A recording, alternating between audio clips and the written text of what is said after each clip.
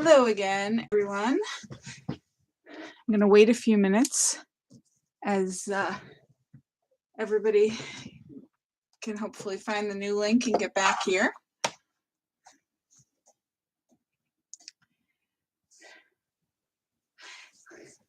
As you come in, let me know you're here.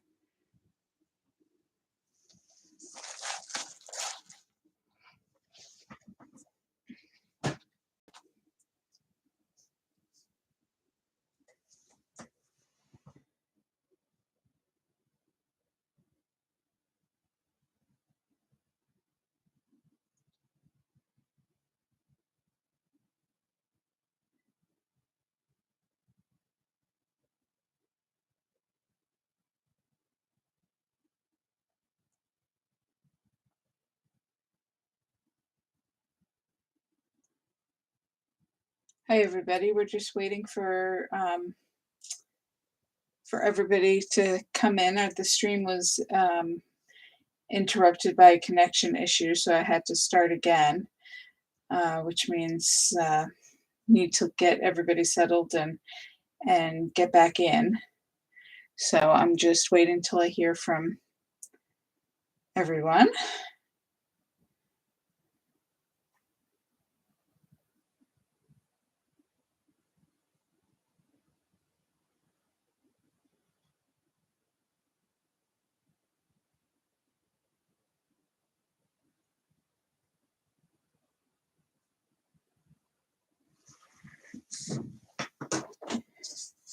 If you can let me know when you're back, I would appreciate it.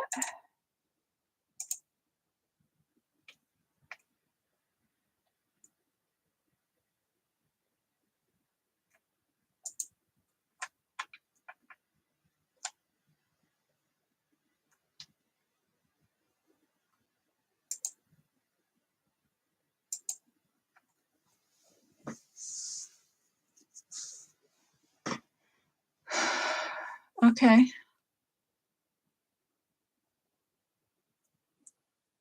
May take a few minutes for everybody to get back in. I'm not sure what the problem was, but at least it was at the beginning of the class instead of in the middle this time.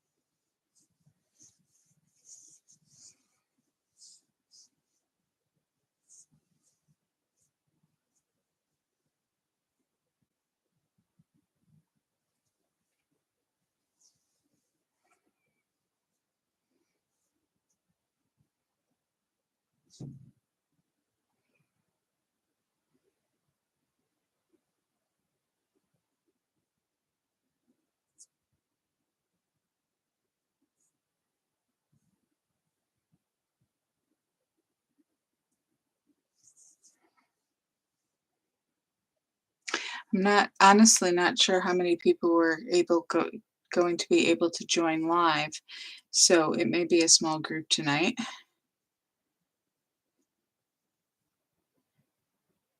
And if that's the case, then maybe the disruption didn't affect too many people. So I'm just going to wait a few more minutes, though, just in case. I'll let you know that we are going to I think we're going to do all the coloring first and then assemble the cards. So you can go ahead and pull out all your images that are going to be colored, the foxes and the little accessories, the presents and the cake and the stump and banner and such. And we will go ahead and color those first, and then we'll assemble all the cards.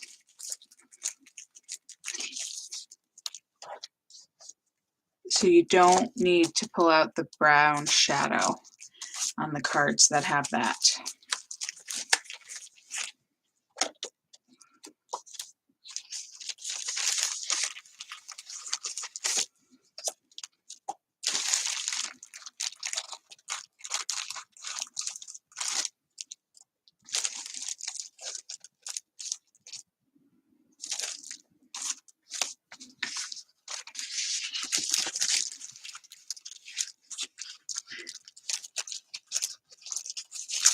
So I'm just pulling out all of my images from all of my different card kits because we're going to do the coloring first on each of them, and then we'll go ahead and assemble all the cards after all the pieces are colored.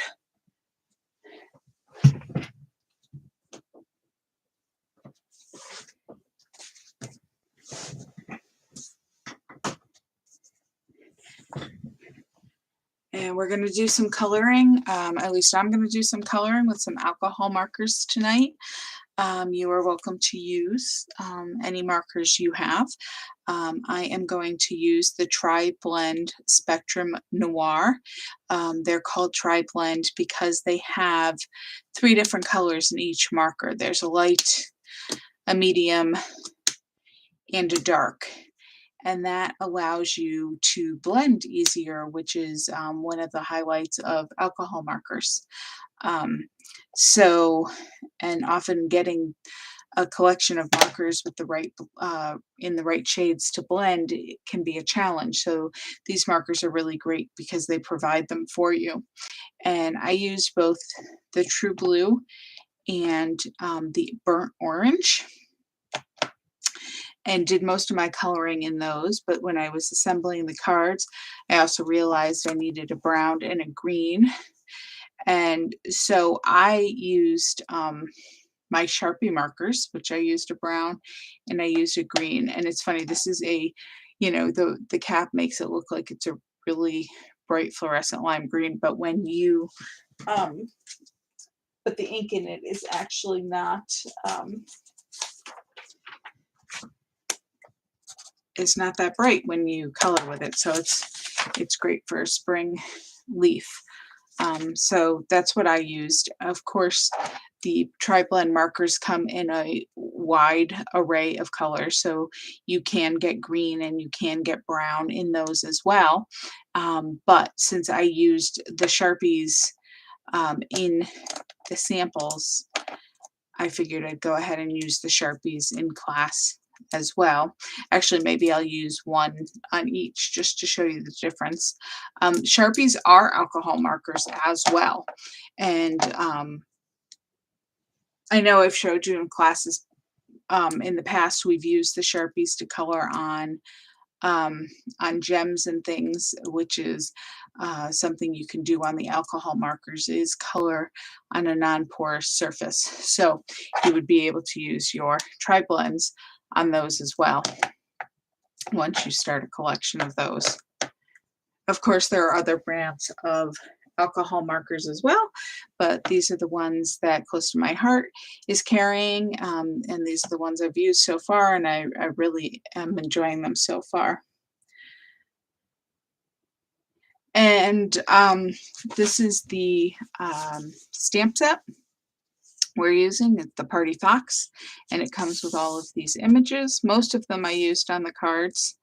And then you can buy it with just the stamps, or you can buy the stamps and the thin cuts, which I purchased so I could cut out everybody's images for them. So we're going to go ahead and start coloring. Hopefully everybody found us or will find us eventually. Oh, let me see if I can get those all in frame so I don't have to keep moving them around. And I've got all of my images, my stamped images from my card kits, so we can do them all before we assemble the cards. And I'm just putting together a stack of scrap paper here to color on.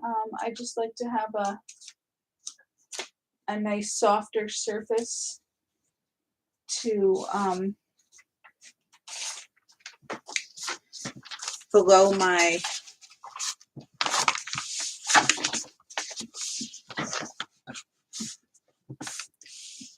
coloring surface, to give me a little cushion.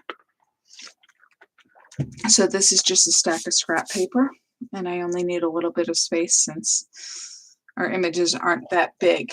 So First of all, let me tell you, when you use alcohol markers, you do have to use a special ink um, to stamp your images. The alcohol, if you use a dye-based ink, the alcohol from the marker can um, make that water-based ink bleed and combine that with your marker. Close to My Heart makes an ink that is it's a solvent-based ink instead of a water-based, and it's also acid-free like all our inks, but that it allows us to use watercolors and alcohol inks with it so that they don't bleed, and it's called Intense Black. And it also, you can get a ranker for that as well. So all of your images were stamped with that Intense Black ink. Okay, so the first thing when and I'll go over what I'm doing as we work through it, but the process for coloring with an alcohol marker is you color with the lightest color first. You then bring in the medium color where you want shadow, and and then you bring in the darker color. Then you go backwards. After you have your darkest color, you bring your medium color back, and you can shade over that area between the dark and the medium. And then you can bring in your light to shade over the light and the medium. So you work light to dark, then dark to light, and that's how you get the shading. So I'm going to use my lightest color first. And I am going to color, and this is the burnt orange, and I am going to color the whole fox, all the areas of the fox that I want orange with the lightest color. So I'm going to start with the ears, and I'm going to skip his chest and his muzzle and the tip of his tail. All will remain light white, and the rest of him is all going to get colored with the lightest color orange. Now, the nice thing I have found with these alcohol markers is that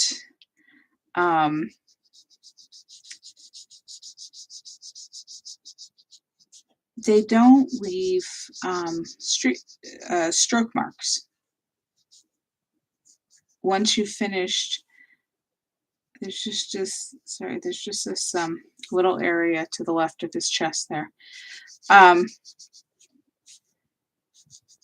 Once you finish blending and you're going over the colors a couple of times, you don't tend to get those stroke marks that you do with other markers. So you get a much cleaner, maybe is the word, looking colored image. Now, I know you can see stroke, well, I don't know if you can see stroke marks. I don't know how well the detail is. I can see some stroke marks now, but the colors are going to blend together. You could see some stroke marks, but the colors are going to blend together, and those will disappear. So I colored the whole area with the lightest color. I'm now going to bring in the medium color. And I'm going into the areas where I think there's going to be more shadow, like here, his nose, up here at the bottom of his head, underneath the head where, where there would be a shadow. Now, I am not an expert in coloring and shading, so I'm just telling you what I'm doing. There are a lot of people out there, a lot of artists who are better at that shading and than I am. So I'm coloring in his legs, his two back, well, not the back legs, the side that's farther from us, because those are going to be, I think those would be darker. So I just kind of went over the whole area um, with the medium marker for those two.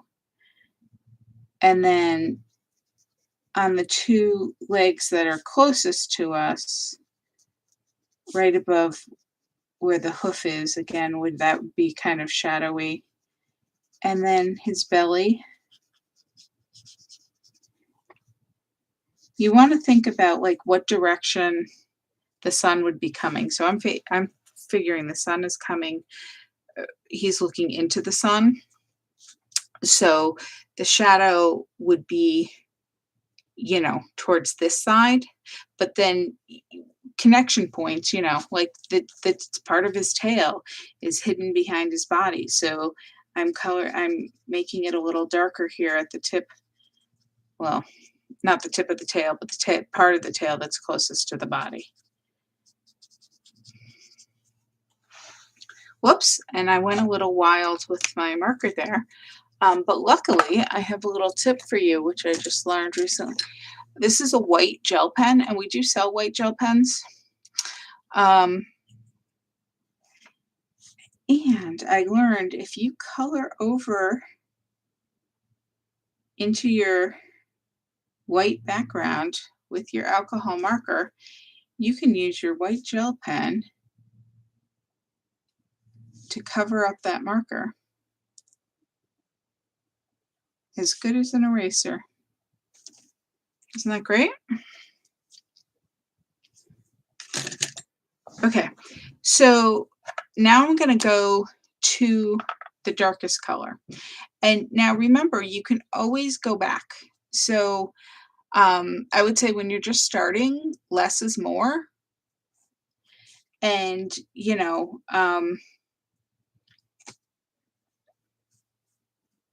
I'm adding just a little more of that medium there to the right of his muzzle area. So I'd say start a little bit as the darker colors and add more. Don't go crazy at first. You can always add more later. So now I'm kind of going back into the same areas that I added that medium color, but the area I'm going to color with the darkest color is going to be even smaller. So, excuse me.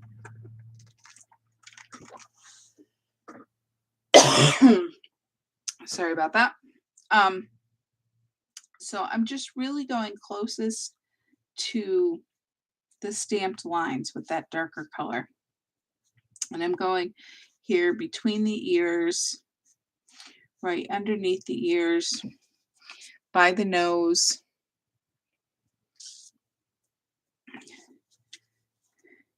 right there in the corner of the muzzle, underneath the head. I'm going to go on the back legs. I'm going to go closest to the body. When I say back legs, I keep meaning the two legs that are farthest away from us. And then on all of them, right, just a line right above the hoof. And again, on his back here, the bottom area of the tail. And you can see, you should be able to see those defined areas. See, especially on the tail, you can see the light, the medium, the dark. On his legs, the light, the medium, and the dark.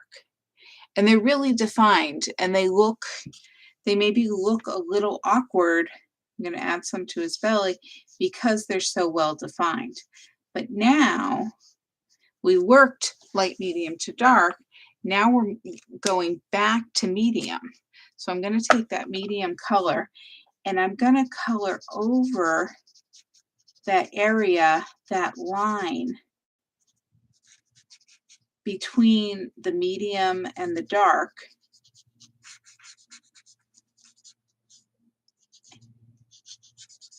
and I'm blending those two colors together.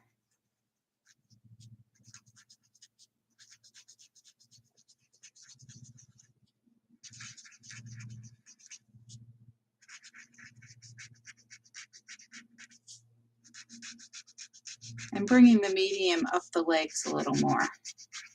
And this is where you can really decide, you know, how dark you want the color. And if you want it to be darker, to really add more of that medium color in. And if you want it even darker, you can bring your dark color back out and add some more to it.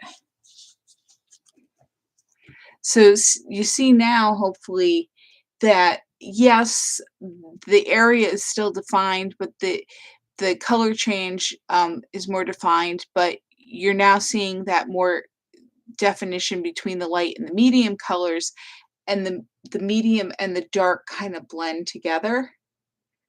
Hey, Cheryl, I'm glad you were able to make it. We are just working on coloring. I'm going to color all the images first before we assemble the cards. And this is the first image I've colored, so you're okay. You haven't missed a whole lot. We had a little trouble getting started. Okay, so now we worked light, medium to dark, dark, medium, and now we're going to go back to the light. And we're going to take that light color, and I'll go over this step by step again for the next image so you can catch up, Cheryl, and anybody else who's joining us a little late. So you're blending that lighter marker over between the areas where the light and the medium markers meet to blend those areas. Now, what I decided is like, I want them a little darker, so I'm gonna spread that medium marker out a little more, and that's, you know, your decision. I am keeping his ears light. I only colored that in with the light marker. I'm not adding any more, and I'm just blending these areas between where the light ends and the medium starts. I'm adding a little more of this light marker, and you'll notice as I color over the white area, even though it's the same color, you're adding another layer, and so you're making that area a little darker. And I'm gonna add a little more of this dark right over his hoof. I want to bring more of the dark color in. And then I'm going to bring the medium over the edge of it to blend it. So the beauty of these is, you know, in watercolor marker, you go over and over again, the paper will get wet and it'll start to pill. And the alcohol markers will let you add a little more color and blending before that'll happen, and you can just keep adding. If it's not dark enough for you, you can go ahead and add more dark and more blend.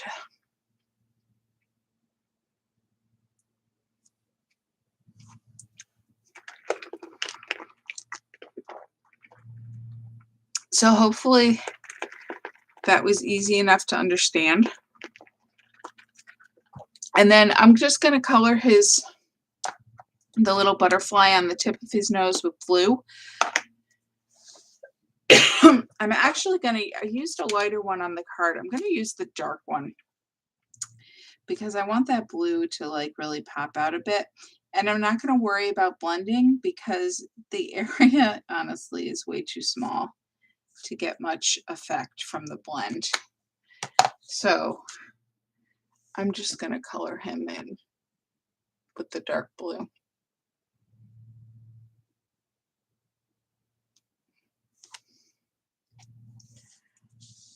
Okay, so I'll work right to left here. So the next one is the guy with the party hat.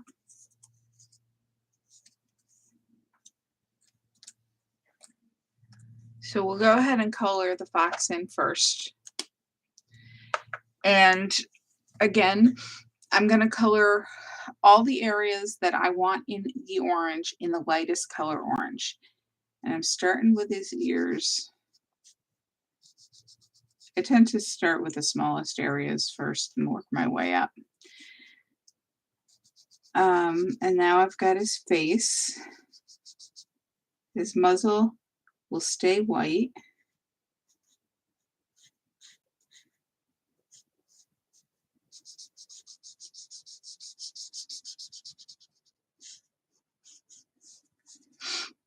And,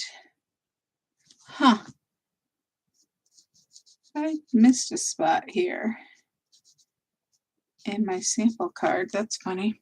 Okay, so I'm just coloring his body. Again, this is all with the lightest color orange. And I mean, if you're using watercolor markers, you can try this blending. Don't go over and over again because you don't, if you don't want to get that paper too wet and you don't want it to pill on you. I honestly don't know how. I've never really tried a whole lot of blending. So I don't know how well they'll blend, but you can try it. I mean, they always make such a big deal about the alcohol inks being really great for blending. Are there other markers out there that will do that? Who knows? Okay, so I've colored the whole area that I want orange with the lightest color orange. And now I'm going to go to the medium. And again, I'm going to work in the areas where it's going to be a little darker, a little more shadowy. So under his hat here, and the kind of fur on his cheeks, and then the area above his muzzle, kind of his eyebrows, I guess. And then underneath his face, on the top of his body. And this right side here should kind of be in shadow. And I'm going to go back to my sample card and add some color there. Underneath his arm, his belly, because that's in shadow because of the way his leg, his arm, and his tail is all covering that. And then the bottom of his tail here. And I'm adding some bigger area here now than I did on the first fox because I've colored this before and I kind of know what I want it to look like. But you can add as much or as little as you want. Oops, I'm now going to go to the darkest color. And I'm going to go back to those same areas, but again, a smaller color, a smaller area. So just a line here underneath the hat.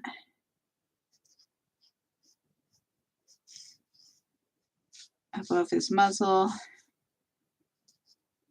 on his body, under his head, around his chest patch, underneath his arm, in his belly,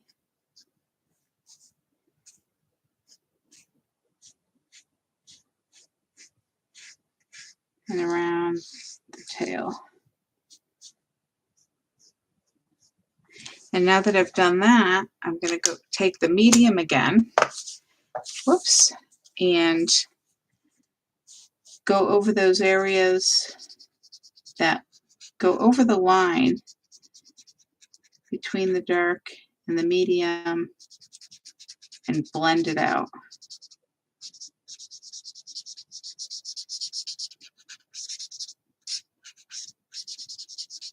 And because the face wasn't so big, there wasn't a lot of space that wasn't going to be blended, so I kind of just went over the whole thing. And sometimes that happens. Sometimes when you go through and you realize, oh, I don't have an area that I need 3 colors of blending for. Sometimes I only need 2. Whoops! I'm a little out of control with my marker tonight, apparently. All right, and then I'm going to go back again with my lightest color and blend the line between the light and the medium. And you know, people say the alcohol inks take a lot of practice to get really good at it. I imagine it's really how good you are at coloring in general and getting that light placement. But these images are so cute. You're not going to, when you send a card, you're not going to be analyzing. Nobody's going to say, oh, your coloring wasn't really realistic. They're just going to say, oh my God, how cute is that fox? So again, for anybody who missed it, this is a white gel pen. And you can see I went a little crazy. I lost control of my marker there. So I am going to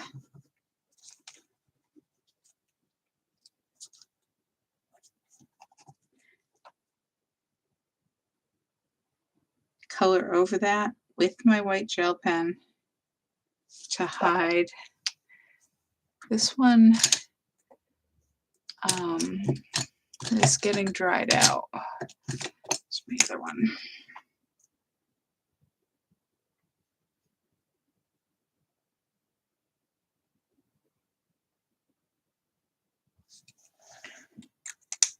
And I'm just gonna color over that area and kind of hide that line of orange there. Okay, so next we're going to color his birthday hat. And again, there's not a lot of area for blending in here, these little stripes. So I'm just going to use my darkest color blue. You could use your darkest, your lightest, your medium, whichever one you like best, just to add some color to that hat. And I'm going to use my green Sharpie to color the leaf he is holding. See, it's not nearly as fluorescent green as the cap would indicate. So I know he's not really in focus too well. The autofocus doesn't like it when I come too close. But this is this guy.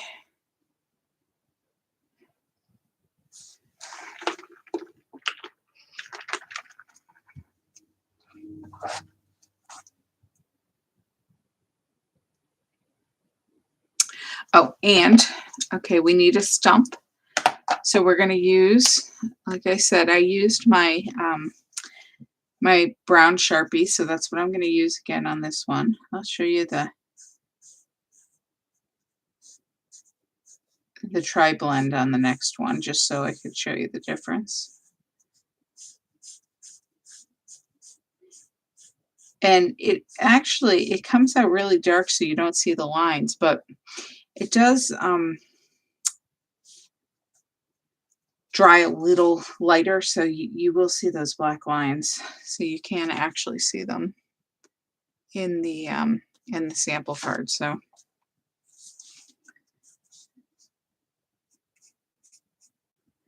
but I'm just, because I just have the one brown here, the one brown Sharpie, I'm just coloring the whole area in.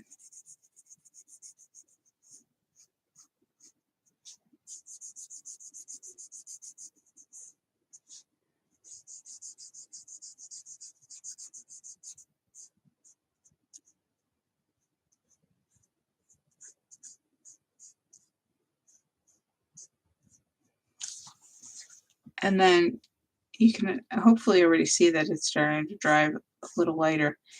And then I'm just kind of drawing over those lines, those detail lines in the stump, because when on the sample, it did actually, you know, you color it once to get the one color and then you color over it and it does make it darker. I don't know if you can see that. I can see it in the camera. So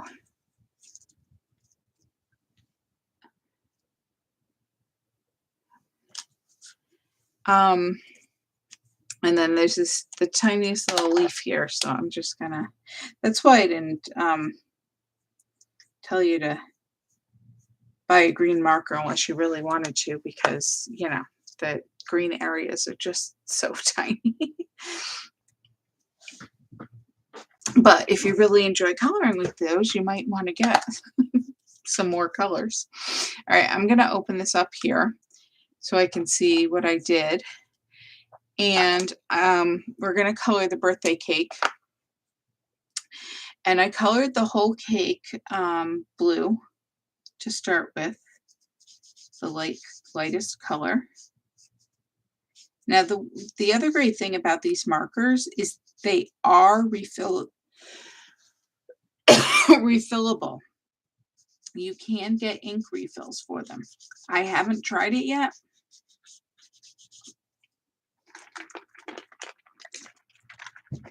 So I can't testify to it. But that is the word. Okay. And I'm going to take the medium color and do these little decorative areas where I imagine there's a lot of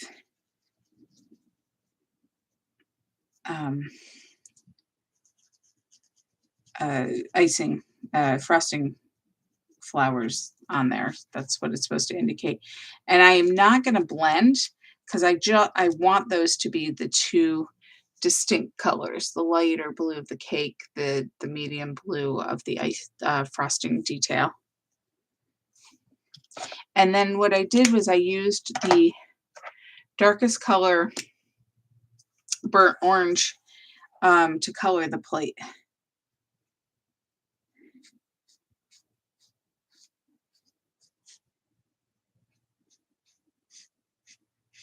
Because I was trying to minimize the number of colors I used. Obviously, if I was encouraging you to use a whole spectrum of colors, I might have made the plate a different color. So if you have other colors and markers, you of course are welcome to do that.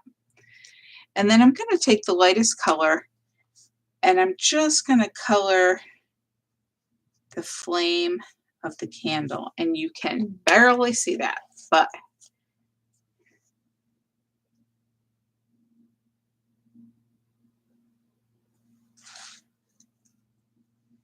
and what else do we need? And we need the banner. So what I did with the banner is I colored the two outside ones, the right and the left banner, with the lightest color blue. Okay. Then I colored these like on a diagonal, as if the sun was coming from the left to the right and it's creating shadows on the bottom right. So kind of on a diagonal, I added some medium blue to those two light ones I colored. And I kind of followed the curve around at the bottom and then brought the color up to the top. And I'm going to go back with the light blue and I'm going to blend over that line.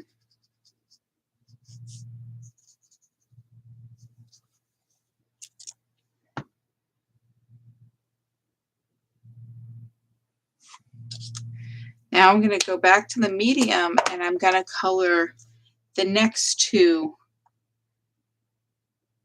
banners. So just the middle one will still be white.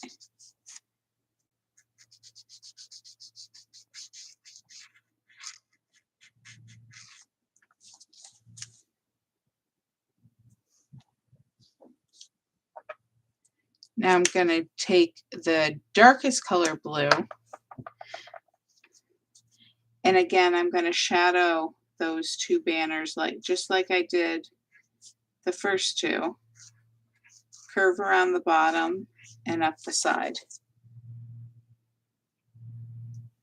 And then I'm going to take the medium blue and blend over that. Sometimes these markers, the hardest thing is like, do I have the right? Did I take the top off the right side?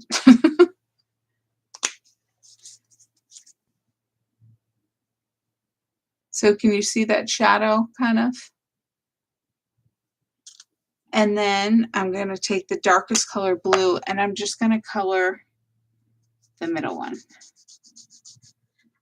And basically the shading just gives your coloring a little more dimension.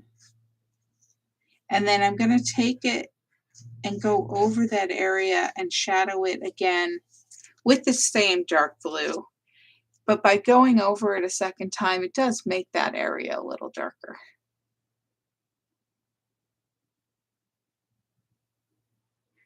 And now we kind of have shaded banners, which is a little more interesting than it just being solid blue. And I'm going to take my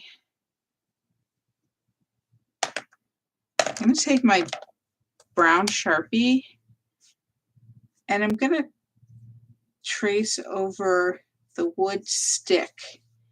I imagine this is a wood stick that is holding up our banner.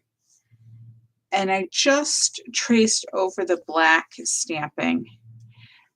And it just changes it a little bit. You probably can't see that. And now I'm going to take my green and I'm going to color over these straggly pieces of grass at the bottom. And that you should be able to see. And you can even add a couple more lines, make it a little greener if you'd like.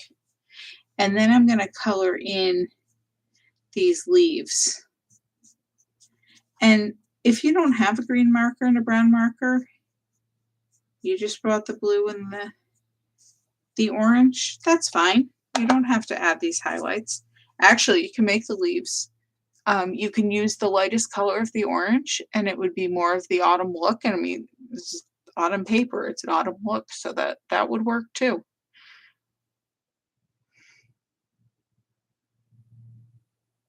And if you don't have a brown marker and you have the orange one, the stump, you could probably use the darkest color of the orange for the stump.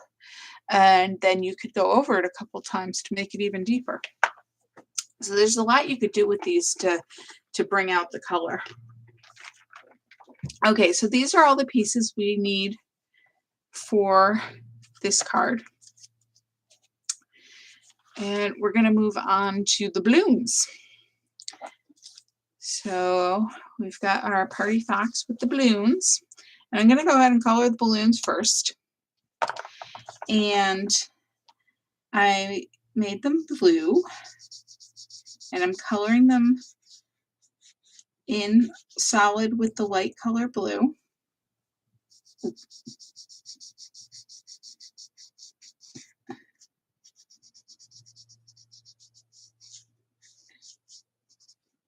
And again, you can see the brush strokes at first, but as you blend in more, they really do disappear.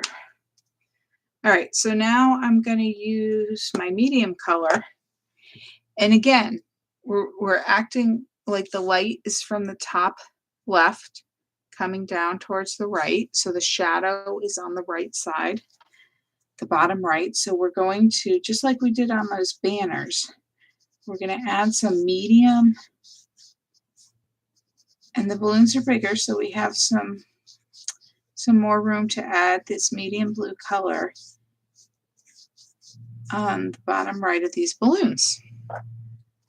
just an area with the medium color. And oh, this is my light one again. The darkest blue, we're going to just add a little bit there, closest to the outside edge of the balloon. Go back with the medium and blend over that line between the medium and the dark, and mine blended pretty well as I put it down. I think it probably blends better depending on how wet it still is if you move quickly. And so now I'm coming back with the lightest color, and I'm again coloring that line between the medium and the light to blend that color out.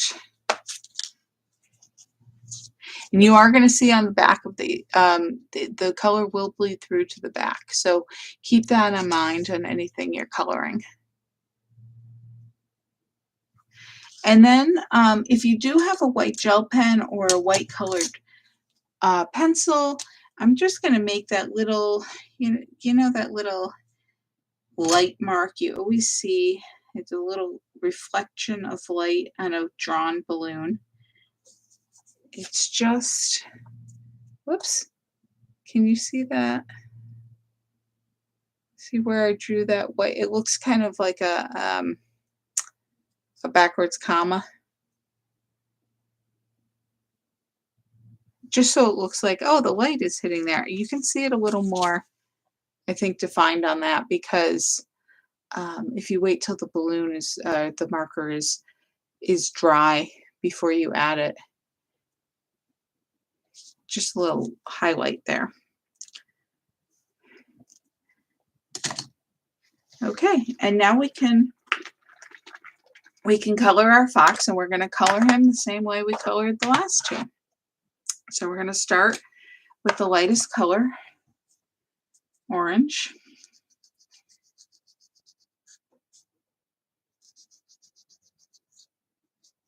I'm going to repeat that when you use alcohol markers, it's very important to stamp with the correct ink. You want a solvent-based ink, not a water-based ink. The majority of our inks, of dye inks in general, are water-based inks. If you use a water-based ink and it doesn't dry thoroughly, or there's a lot of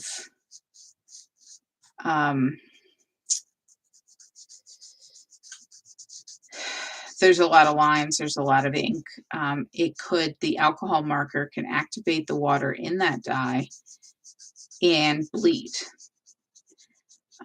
So there are a lot of solvent-based inks out there. Close to My Heart makes one. I'll show you one more time. It's called Intense Black. And that's what all of these images, if you bought the card kit, are stamped with, because you hopefully will not get it. You shouldn't get any bleeding with your alcohol-based markers. It's also good for watercolors. Anything where you might get that ink wet and the dye can be reactivated. So I colored that guy all in with the lightest color, orange, and now I'm going to do some shading with the medium. Just like I did before, I'm going to keep the inside of his ears light. You might even want, I like them light, but you could always leave them white too. So underneath his ears, where, you know, you'd kind of, if the light was overhead, that would be in shadow. Right above his muzzle, closest to his hooves down here, under his arm, under his head, I'm bringing that color out a bit because I know I'm going to want to add that darker color in and blend. Okay, so on his tail here, because it's kind of beneath his body, so that would be in shadow.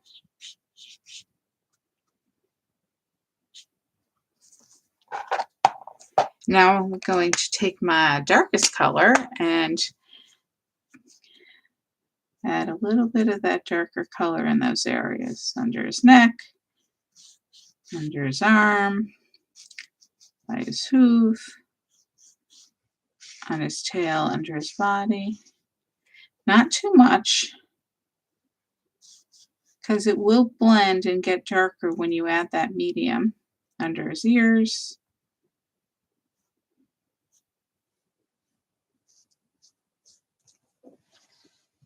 It's very subjective how much color you add, how much shading you add. So if yours looks different, don't worry about it. You could do some practicing too, you know, on some scrap paper.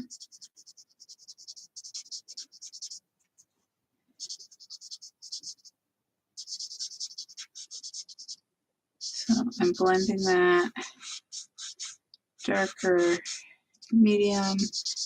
You know what? I want to make his face a deeper color, so I'm just going over that lighter area.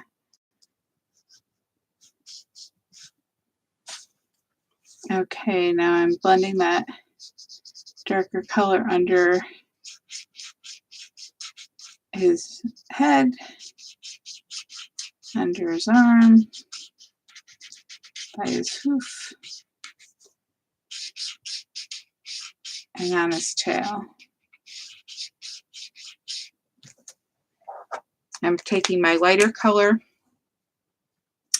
lightest color, and again blending that line between the medium and the light.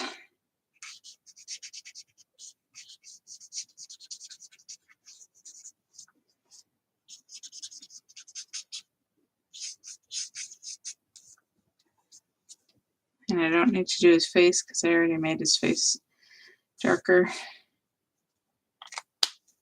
And I have this teeny area in his tail that I went over. Just going to color it with my white gel pen. I love that trick. Oops, and there he is.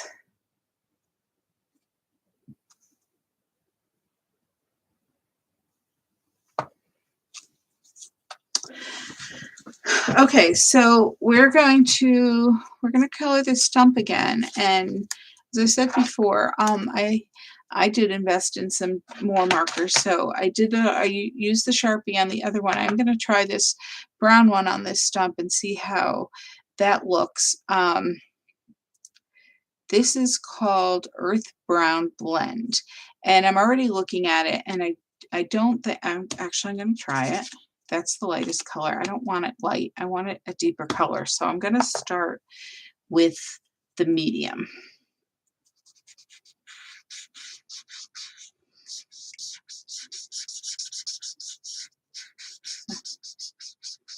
So I just wanted to try this one to show you guys what it looked like.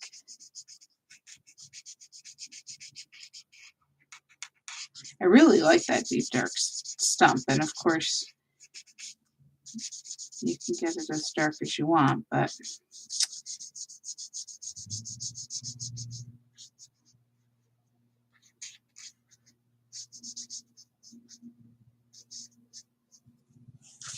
okay, so that's the whole stump colored in that medium. And now I'm gonna make some of the areas darker with the darkest color. So I'm gonna go again like I did before. I'm gonna go on these drawn kind of vertical lines, the detail lines, and I'm gonna bring it down low because we figured right the area closest to the ground, that's probably gonna be darker. So I'm coloring in some of that area with the darkest shade. And then I'm just gonna add a swirl there on the top, the rings. My medium brown again so I can blend those areas.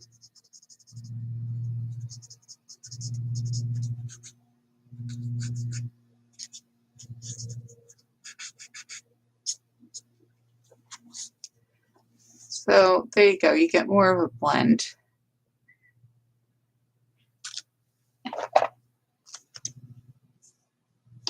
And I could probably, if we really want to experiment here, probably could bring in the Sharpie.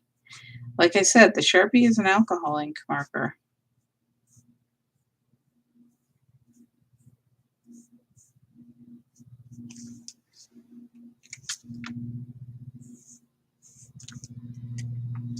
So, I mean, you can, I mean, the object of this is you can, if you had, you know, yeah, you can use the 3 colors from this marker, but you can also, if you had a darker version of any of those, you could bring those in and blend it too. It doesn't have to just be the 3. You can do your shading and your blending with multiple markers too. And then we have this little leaf here, so I'm gonna just color that in with this green marker. This is light green. So that's how that one looks. Let's see. Just a different color.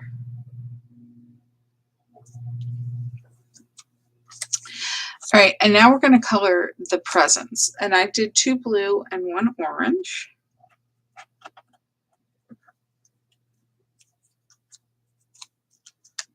So you should have 3 presents.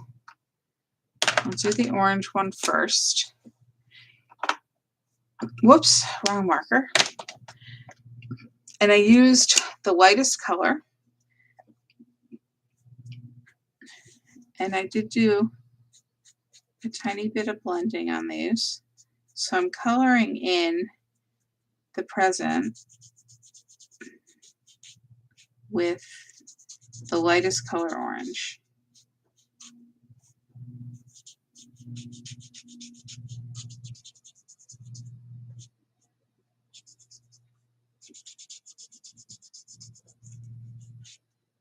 Okay, now I'm going to use a medium orange,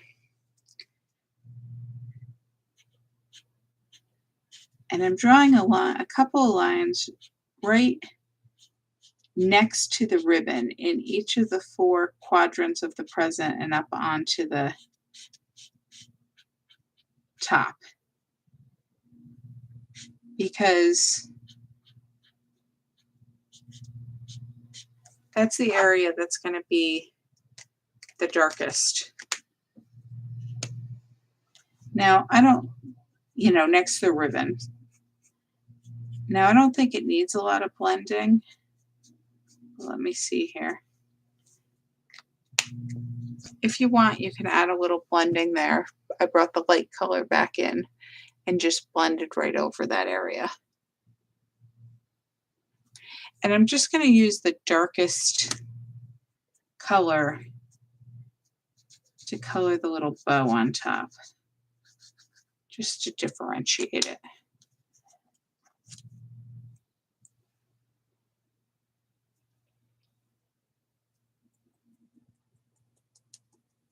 We're going to do the same thing with the other 2, which we're going to do with blue. So we're going to start with the lightest color blue, and I'm coloring the top of the box and all 4 sections with the light color blue.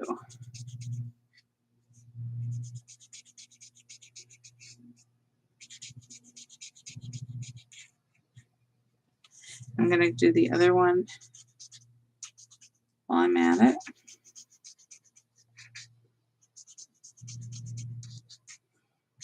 You can do one at a time if you prefer.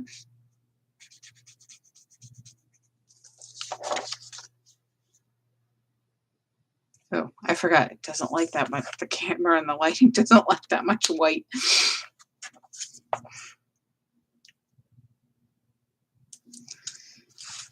And then I'm going to use the medium color blue and add a couple of swipes of that color next to the ribbon. So essentially I'm making an L in each section of the present. And the direction depends on where the ribbon is. So it's the L is the area next to the ribbon. I'm going to do that on the other present.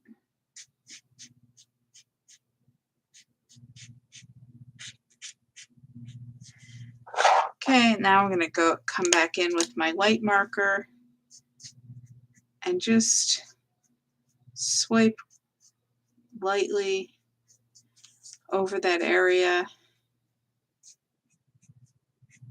the intersection of the light and the medium, to blend it out a little bit. So basically the darker area isn't as well defined. You're making it more of an ombre. And then I'm going to use my darkest blue to color my ribbon or my bow on top.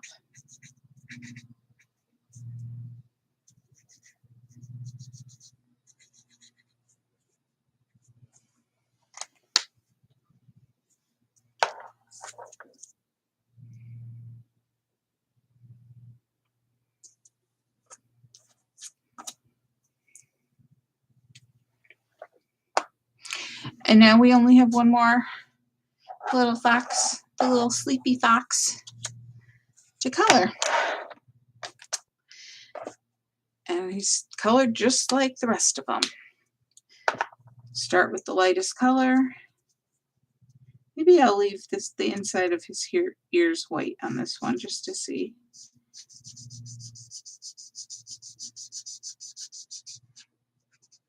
So I'm using the lightest color, orange, on his face and his body.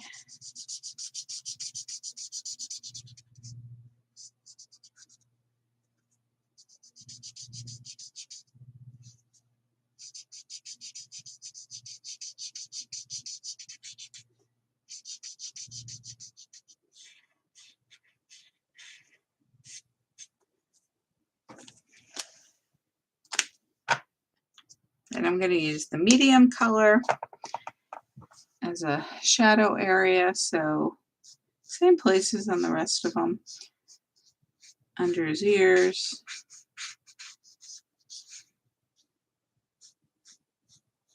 above his muzzle,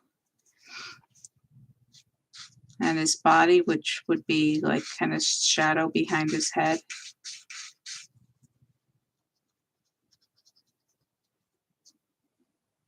In this crook here behind his tail. So I've got that really whole section there. And then kind of on his tail here where it's on the ground, so to speak.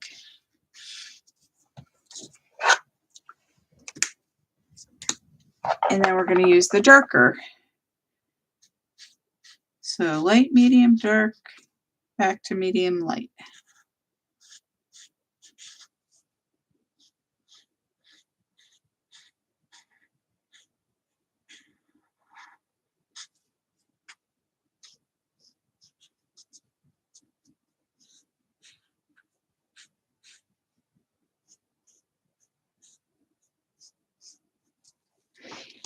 And now the medium color again to blend out that dark area.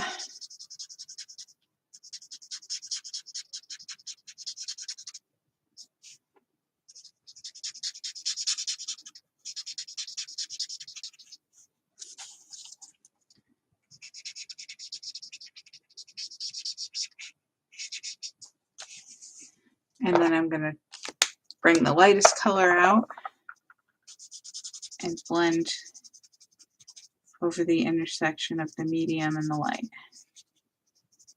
And this will make the lightest section darker. So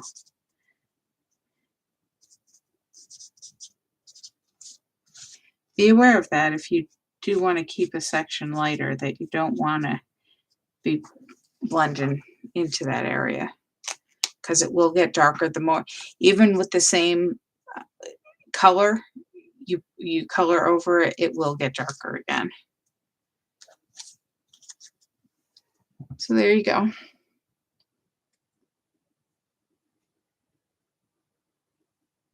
All right, so that should cover, that's all the coloring. Does anybody have any questions about the markers?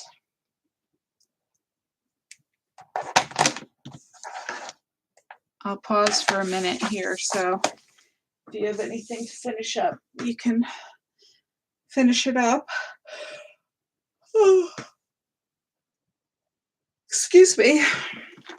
All this talking is exhausting.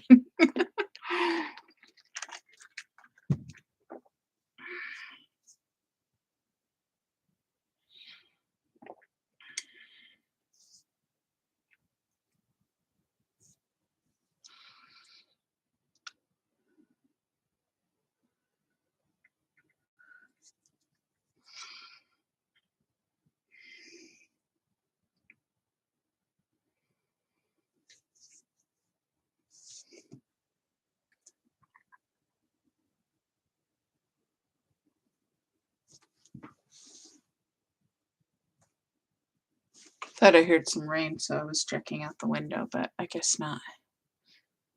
There's probably just some bugs against the window.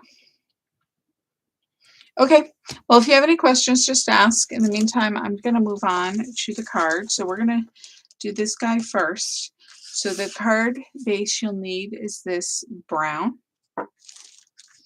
This is a retired color. It's called Saddle, but there's a color Mocha that is similar if you wanted to recreate it.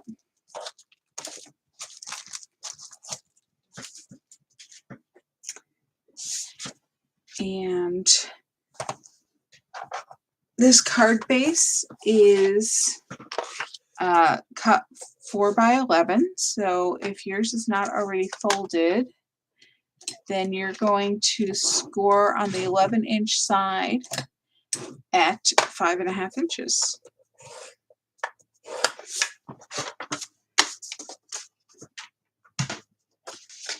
Score and fold.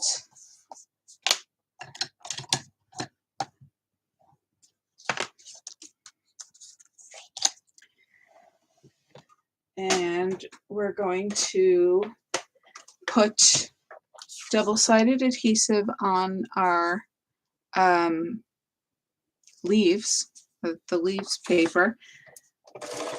So I'm putting the adhesive on the orange side. I filled my workspace up with pieces here, so I don't have a lot of working room. And this is going to go on the card centered.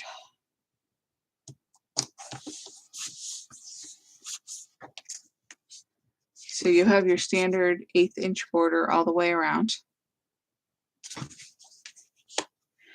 You're going to put, you've got a piece of the same paper, but this time we're going to have the orange side showing. This orange is actually called Paprika in the Close to My Heart color library. And what you're going to do is you're going to put it on the front of your card, and you're going to space it so that you have an equal border on the left, the right, and the bottom. See that? So you have the same amount of space on the left, the right, and the bottom, approximately. We've got this brown rectangle, and this is one of the older papers, so this is not a cardstock that has 2 different sizes. It doesn't have a darker and a lighter because it was produced before they started doing that, so the 2 sides are the same. You're going to place this on your card front, so you have about a about 1/4 of an inch on the right and 1/4 of an inch on the bottom. So you'll see 1/4 of an inch of that paprika on the right and on the bottom, a little less, to the right and the bottom of the brown rectangle.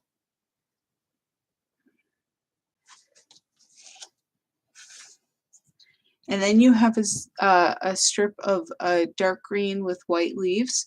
This is the zip strip from the paper. The paper that extra 1/4 inch that's on the top of the paper, that on the back it tells you what paper it is. So you're going to put the adhesive on that back, and you're going to place it to the left of that brown paper. It should be the same height as your leaf paper, so it'll fit top to bottom. Put it about 1/4 of an inch away from the brown, to the left of the brown,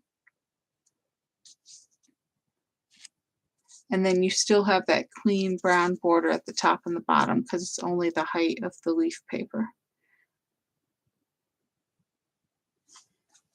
And then we're going to put foam tape on the back of our fox, assuming we can pick it up. And you can see that the marker soaked through that paper. So keep that in mind. If you were going to color something on top of a card front, you would want a separate piece of paper and layer that card front, because it is going to go through most cardstocks. Just the intense color and the number of layers of ink you're putting through, of course, is going to soak through that paper. So I'm just adding a bunch of pieces of foam tape to my fox.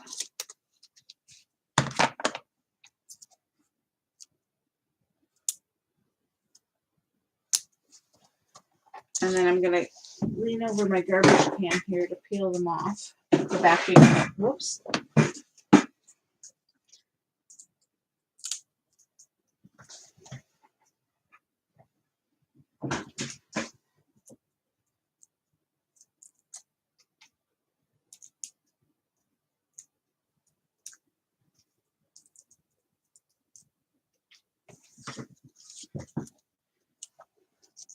And I'm going to center him on that brown rectangle.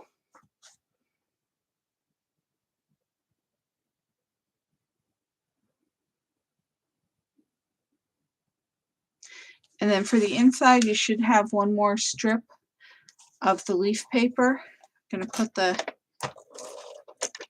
adhesive on the back of that.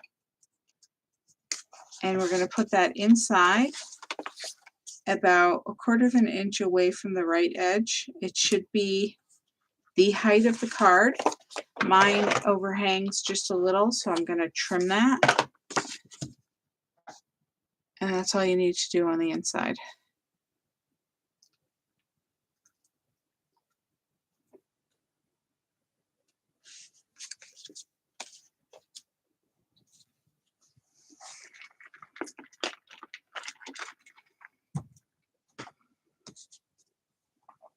Okay, so next we'll do the fox with the party hat. So that is the other piece of cardstock that's brown, but this is it's a different shape. It's 8 by 5.5, because this will be the vertical formation. You'll have this is a rosemary color with the 2 mushrooms. You can see the 2 mushrooms here. If you don't like the 2 mushrooms, you can turn it over and use the other side instead. The other side is a little darker, but it's not so dark that it won't work. Got 2 pieces of the leaf paper.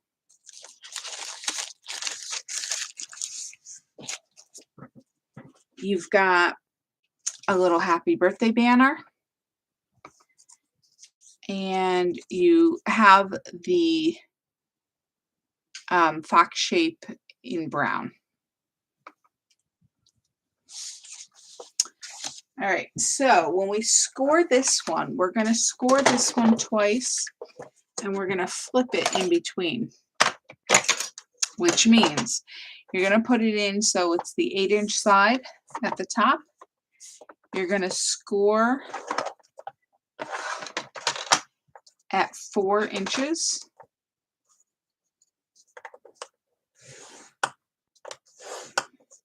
And then you're going to flip it over, still the 8-inch side, and you're going to score at 2 inches. Now, the reason we're doing this is because the reason you flip it is because the proper way to fold a card when you've scored it is towards the bump. And this is a Z fold. See, it folds in the 2 different directions, makes a Z. And so you want the bump of the score to be on 2 different sides of the paper. So if you hold it the card so the center fold, the bumpy part is facing you, and then you fold over towards that bumpy side. Now the 2-inch score, the bumpy side is now on the top, and you're going to fold it towards you. So that bump gets kind of put in the center of the fold is the result of the proper folding. And now you have a Z fold card.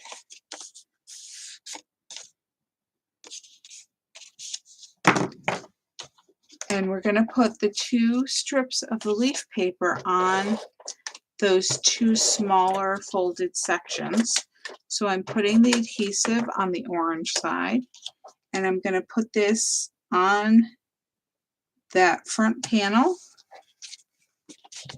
in centered, so you have that, if you're not looking at the back, you have that 1/8-inch border all the way around.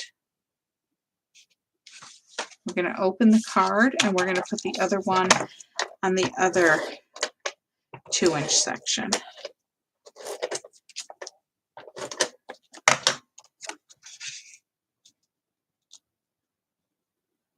Again, centered on that section.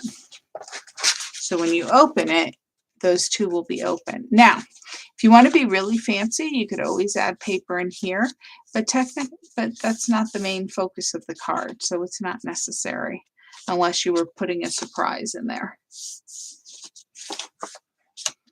We're going to put the rosemary cardstock on the back. This is the lighter side that has the stamps on it. If you don't like the mushrooms, like I said before, you can turn it over and use the blank side.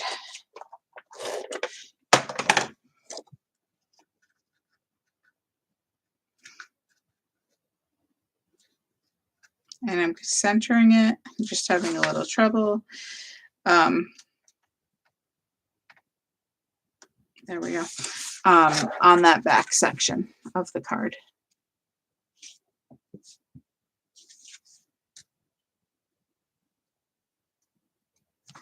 And we can add our pieces to the back. I'm going to add them all on flat. You may have a couple of issues, some skinny sections here, so you might want to use glue instead of double-sided adhesive. I'm just running my adhesive over those sections, and then I do have some overhang, so I'm just going to use my fingers to push that back. But using liquid glue is a good way to do it too. I just don't feel like getting my liquid glue out right now. I'm making a mess. So I'm going to put this centered left to right on my rosemary cardstock, and I'm about a 1/2 inch down from the top of the rosemary cardstock.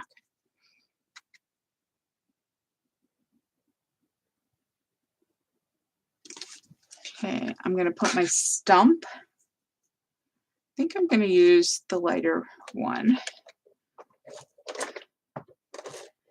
Adding some adhesive to that, and I'm putting it in between my mushrooms.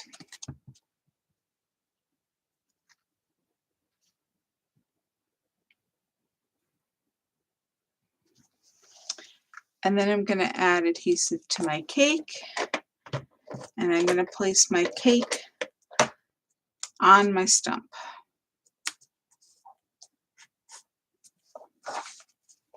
And that should be centered underneath your banner.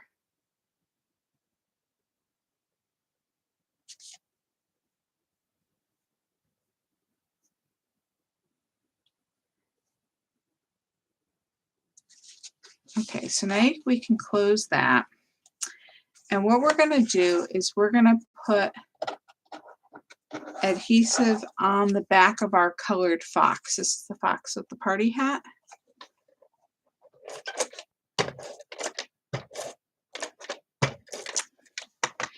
And I'm going to attach it to the brown shadow. Now, if you were using a Cricut and you had the shape, you could cut it a size bigger, but this is the thin cut, so it's the same exact size.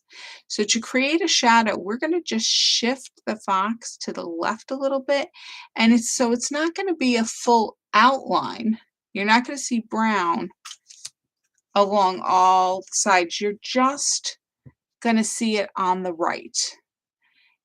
And we want that there because one, it's going to hide the color that comes through. And two, if somebody opens the card like that, it's a little prettier to have that brown. It's a little cleaner than if, whoops, what they were seeing was the back of this. And it makes them stand out from the background a little more too.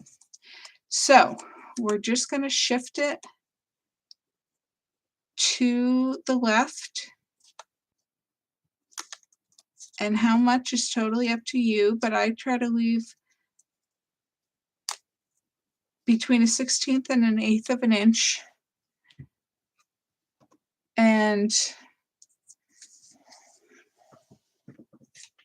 trying to get so you can, I know it doesn't like the white. But see, so you can just see that brown to the right of the fox.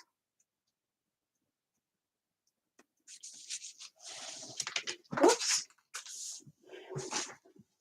And now we're going to add foam adhesive to the left side, and we don't want it on the right because that's going to be showing. We just want it on the left. So when you flip it over, the left side is actually going to be the side that has the white peeking from behind.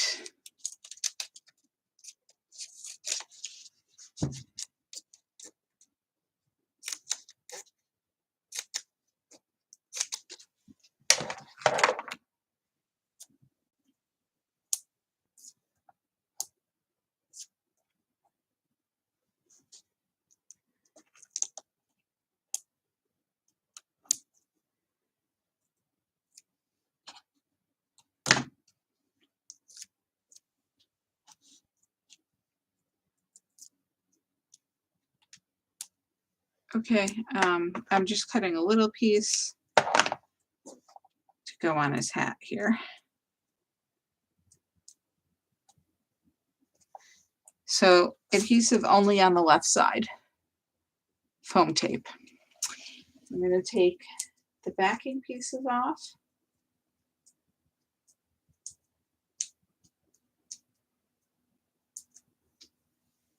And I am going to close my card,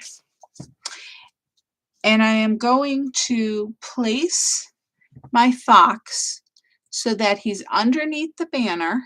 Whoops. But he's covering the cake. I want the cake to be a surprise.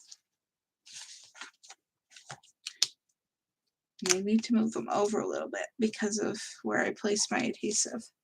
Okay. See, No, you can't see the cake, and he's underneath the banner. So now when you open them, it's like, ooh, it's a surprise cake. And you can't see the adhesive.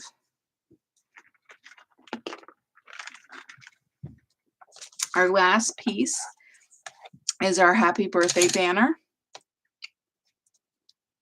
And we're going to dovetail this. This happy birthday came from another set, just one of those stamp sets that had a bunch of greetings on them. On the back, make sure it's the back, the side, the right side after the happy birthday. I'm going to make a mark at 3/4 of an inch from the edge and 3/4 of an inch top to bottom, because the piece of paper is 3/4. Did I say 3/8? I meant 3/8. 3/8 from the edge, 3/8 top and bottom, put you in the middle of the 3/4 inch strip of cardstock. Sorry if I screwed that up. I'm just going to take my scissors and cut from one corner to that dot and cut from the other corner to that dot. And now it looks like a banner. And you don't have to measure. You can just eyeball cut if you want. But if you have trouble eyeballing it and you want it perfect, that's how you do it. And now this, you could attach this with foam tape too.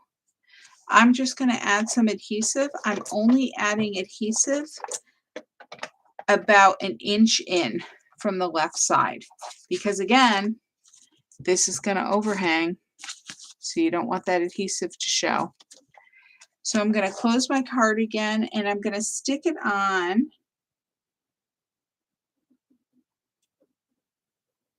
And I'm going to stick it on so that it's not covering up the stump. It's below the stump, and it's centered in the section between the stump and the bottom of the card. And if I was signing the card, when I was signing the card, this is where I probably would sign it and have my name be behind there. You can put the recipient's name up here, behind there, if you didn't want it to show. I'm sorry, I brought the camera down lower, so I'm used to bringing it here so it's centered in the camera, and I have to keep remembering to put it here. The other thing is you also have the back for a whole message too, if you wanted to write another message.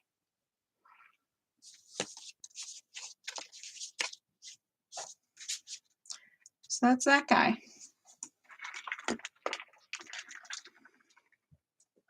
Okay, so we're going to do the guy with the balloons next.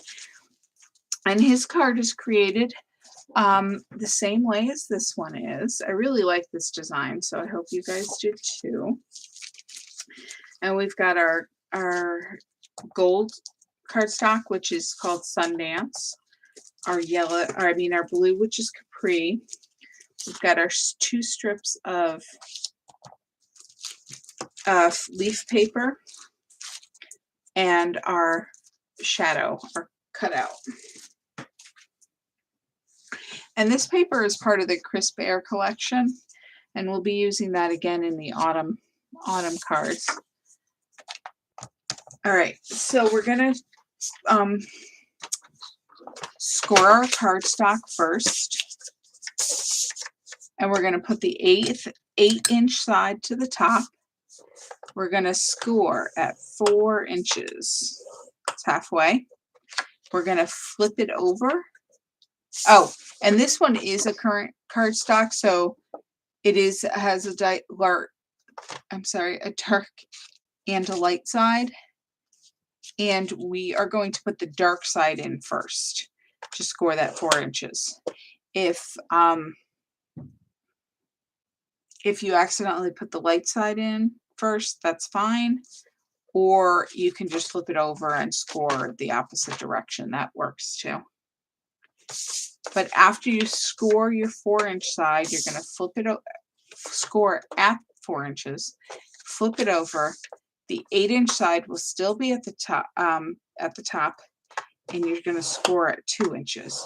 So basically, you're taking that 4-inch section and dividing it in half again. So that would be what you do if you wanted to make the card a different size. You fold it at half. You score and fold it at half the width of the card, and then you score and fold again at half, at a quarter, which is half of the half. So I have my card so that the bumpy side, the 4-inch score line, the bumpy side is facing up. I am folding it away from me to fold that bump inside the card. Now the bumpy side of the 2-inch score line is on top. I'm folding that towards me again, enclosing the bump inside the fold, and I have my Z fold card. As always, if you don't want to score, you never have to score. You are welcome to just fold.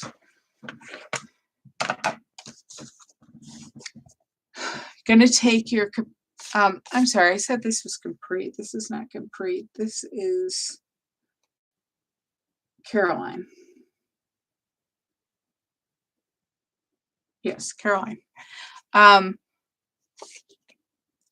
I stamped on the lighter side. If you don't like the stamps, put the darker side down. But I'm going to put my adhesive on that darker side.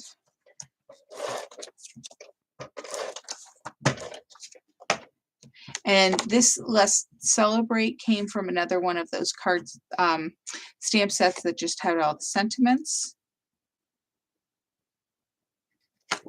For the yellow, the light side is on the inside.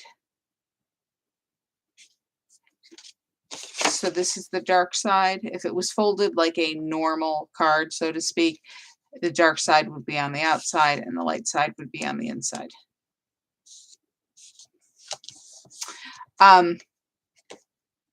Sorry, I was just answering a question. This Let's Celebrate came from one of those stamp sets with all those small sentiments, and these butterflies are actually a part of the Fox stamp set. The only stamps I used on these cards that weren't part of the stamp set were the sentiments.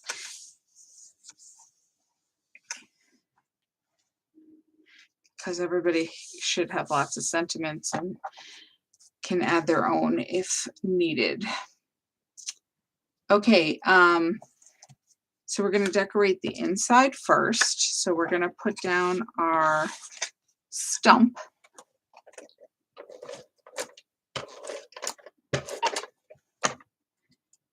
And we're going to put this down near the bottom, about a ½ inch from the bottom of the blue cardstock. And I'm going to add adhesive to one of my blue presents, and I'm going to put it off to the side here. And then I'm going to go ahead and add adhesive to the back of both the orange and the other blue present. I'm going to add adhesive to both before sticking either down so that I can pick up both and I can kind of put them on the stump and arrange them how I want them before sticking them down.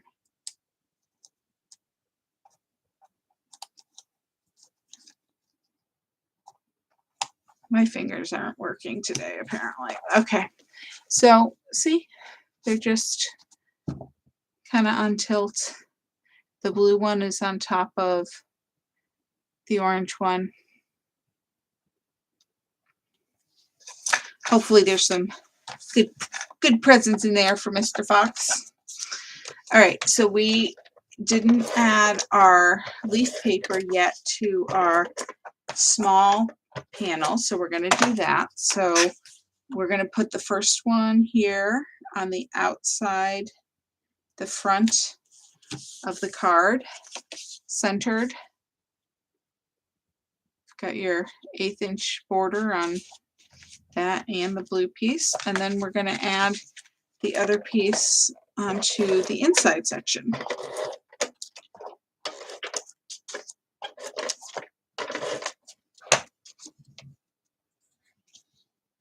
And again, this one gets centered on that section.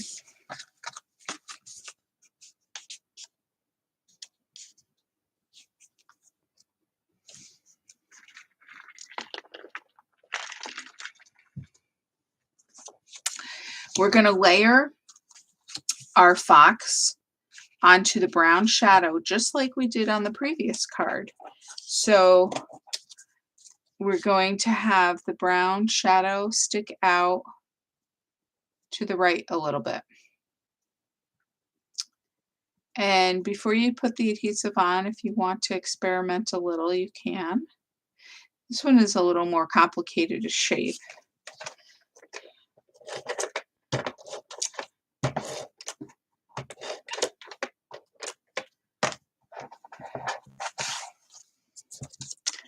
So you can just attach it the way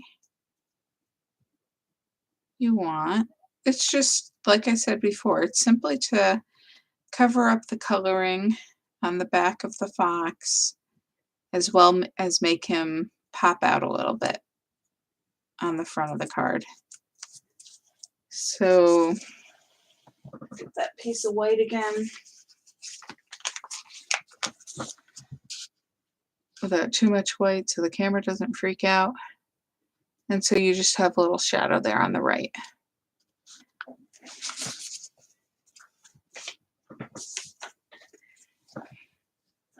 And now we're going to put foam tape on the back of the left side.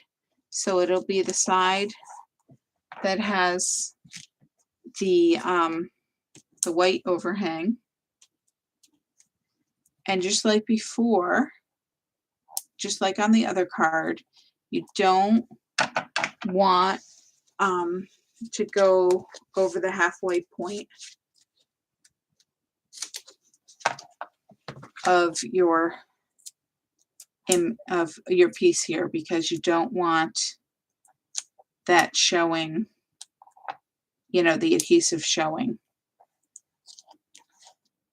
on your card. So I'm taking off the backing pieces. I don't know if you got a good look at that, so I'll show you again. I just put adhesive on the left side. And I'm going to close my card. And again, I'm going to put him so that his tail is kind of blocking the present, and yet he's not covering up the butterfly. And I don't see the adhesive, so that's all good. Now let me give you a little hint. When I was stamping this background, what I did was on my sample card, I put the blue paper here, I put it down, and then I stamped.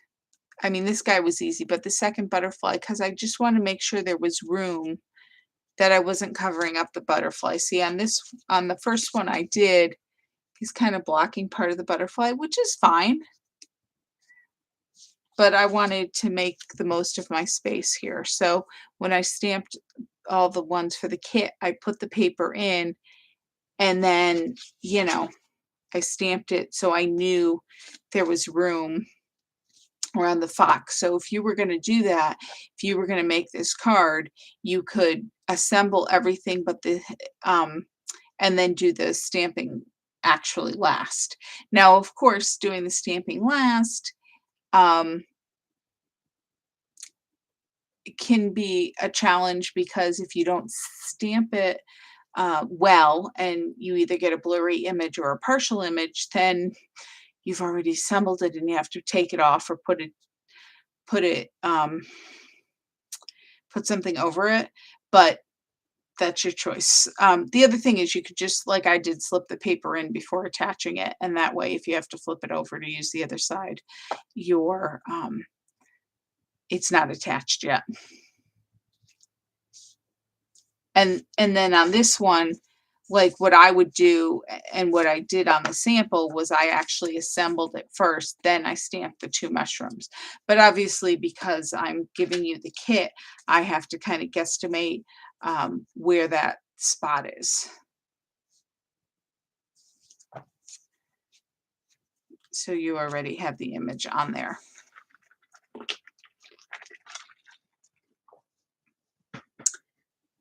Okay, so last card, Sleepy Time Fox. And you should have the Sundance cardstock. You have a bunch of strips here. You've got a wider orange strip, and a narrower orange strip. And again, the back is the leaf, so if your papers got flipped, that could be why. You have one wider leaf, which is actually the same width as the wider orange piece. If you're trying to figure out which is which, it's the same width, so it doesn't matter. You have 2 pieces of the zip strip, and all these pieces should be the same width, because as you see, they all line up to the width of the card. You'll have one small narrow strip of leaf paper for the inside, and that's the narrowest strip of decorative paper.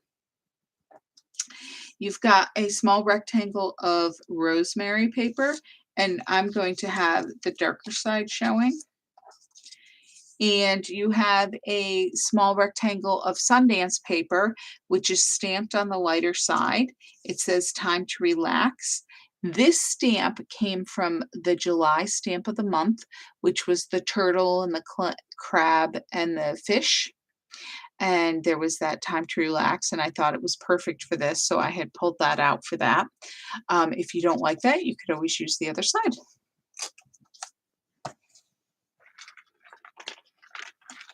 We're going to fold our cardstock. I'm just confirming here.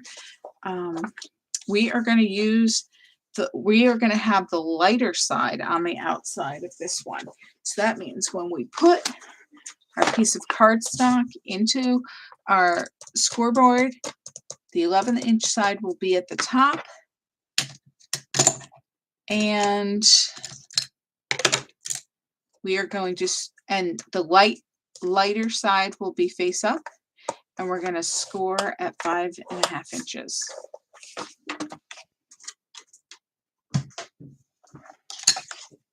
So the bumpy side is on the darker side.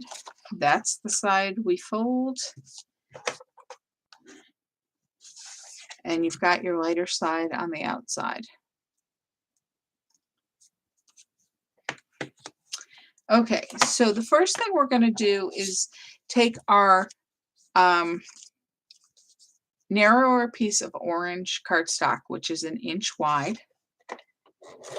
add adhesive, and we're going to place it at the top of our card, which is the folded edge. And we're going to place it 1/8 of an inch from the folded edge and centered left to right. So, which means we have 1/8 of an inch at the left, the top, and the right. So an even border all the way around. Or not all the way around, but around the 3 sides.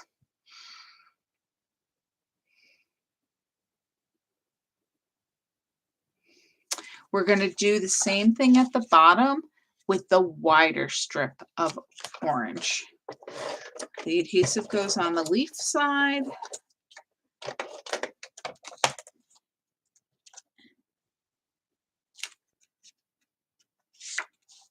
And you're going to do an even border, an 1/8 inch border around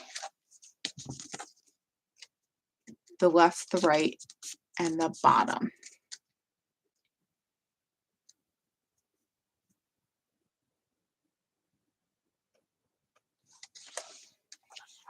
Now we're going to put our 2 zip strips on. That's the green background with the white leaves.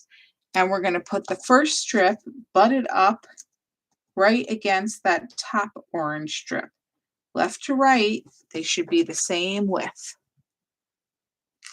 And the paper's right directly next to each other. I'm going to do the same thing with the other strip. Put the adhesive on the back and butt it up next to the orange strip at the bottom of the card. Now there's a reason why we're working at the top and then the bottom. We're doing this because this piece might not be, and it's not, I've got some overhang here. It might not actually be the perfect width because, well, we're human, or I'm human anyway. So by doing this, I can now center this piece over the space that's left.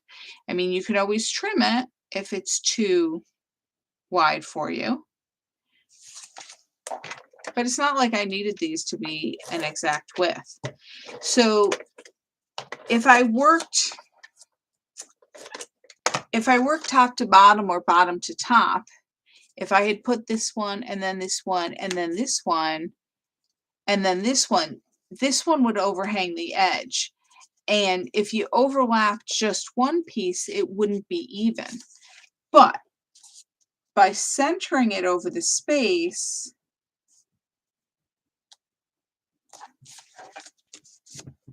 these 2 strips are now the same width, even if it's not the full width of that they were originally cut. They are even in the assembly process, in the final version of the card. Hopefully that's easy to understand.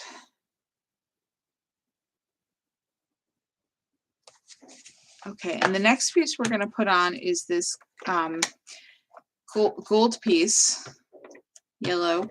It's called Sundance. We are going to put this, and we're going to butt it up to the bottom of the green strip. Now, it's actually on top of the orange, so you don't have that edge to butt up against you, but you can line up the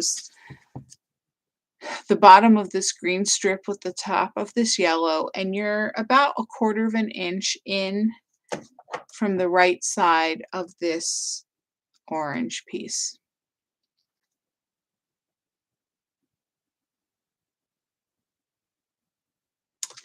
And now we're going to put on the green piece. This is rosemary. Again, the darker side should be up. So you're putting adhesive on the lighter side. And we're going to overlap the yellow strip. You should have about 1/8 of an inch to the left and the right of the green. And you're going to place it just so it's above the sentiment with the same spacing. So there's about 1/8 of an inch below the sentiment to the bottom of the cardstock. You should have about 1/8 of an inch above to the green cardstock, and you have about 1/8 of an inch on either side where the yellow is showing. So in other words, centered left to right.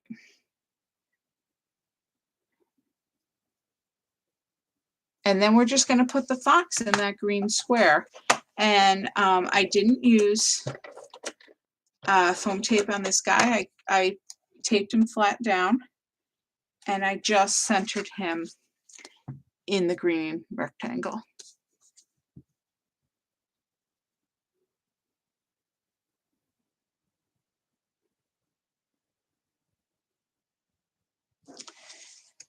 And on the inside, we've got our little strip to put on the inside. And I put the leaf side up. I put it on the left side of the card. I put it about 1/8 of an inch from the left edge and centered top to bottom.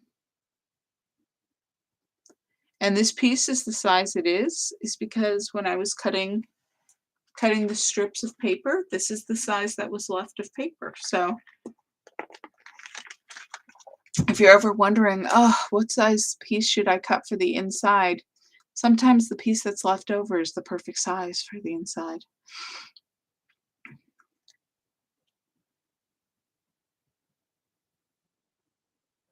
And that's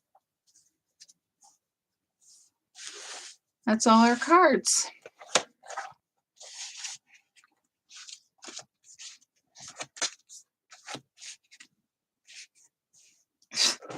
I can't, no matter what I do, I can't get them centered. Okay. So I will wait a minute before signing off in case anybody has any questions. Of course, you could always contact me later if you do, because I know some people were going to work on these after class.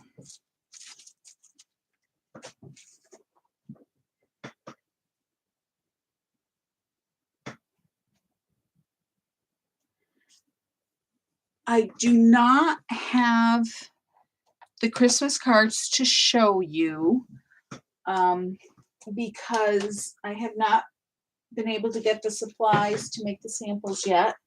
But that class will be on November 1st. If you go to my Facebook page or my blog or the email I sent out, the picture of the supplies I'm using is up there. So if you would like to sign up for that class,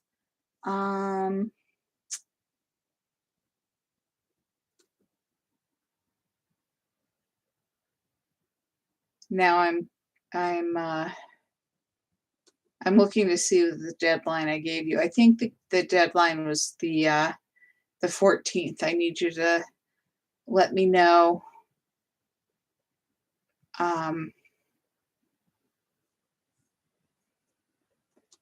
by the 14th if you would like to sign up for the Christmas card so I can hopefully get the supplies in time.